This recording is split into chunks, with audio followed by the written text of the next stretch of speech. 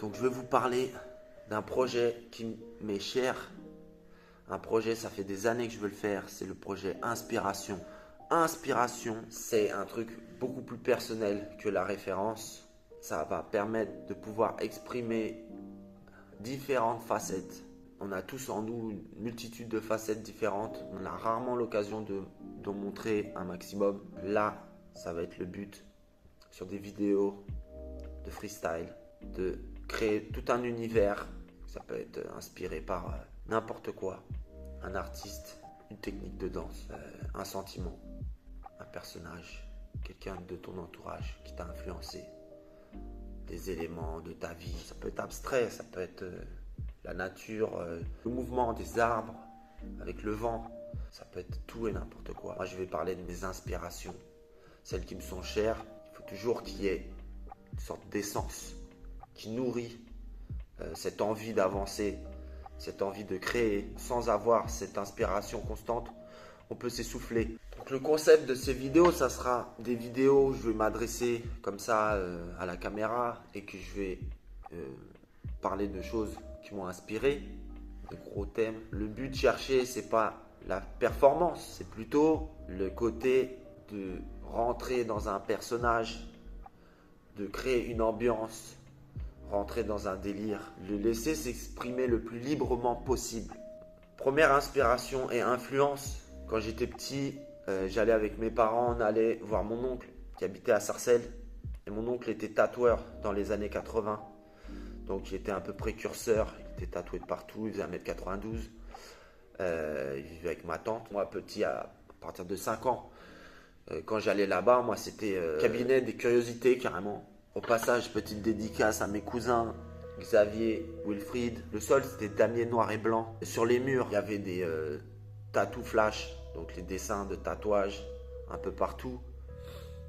Il y avait des migales naturalisées à l'intérieur de petites vitrines. Il y avait dans le couloir une sorte d'estampe japonaise faite en lac avec des sortes d'arbres. Il y avait aussi une mangouste, pas une langouste, hein, une mangouste qui combat un cobra, d'accord, qui a enlacé le cobra, qui enlace la mangouste, et ça empaillé, et une multitude de livres, la caverne d'Ali Baba carrément, des livres sur que des thèmes et des sujets hors du commun.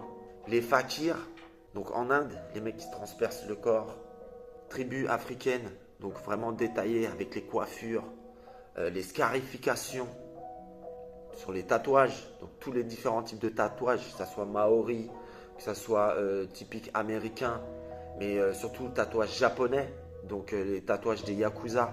Il avait des livres entiers où on voyait les gens complètement tatoués de la tête aux pieds, une sorte d'art traditionnel japonais. Des livres sur l'art fantastique, héroïque fantasy, des livres incroyables qui m'ont hanté pendant des années et des années. Il y a encore quelques mois, j'ai été recherché sur internet pour retrouver certains livres et de certains artistes que j'avais encore les images en tête. Dans tous ces livres, on pouvait voir une puissance et surtout un côté surréaliste.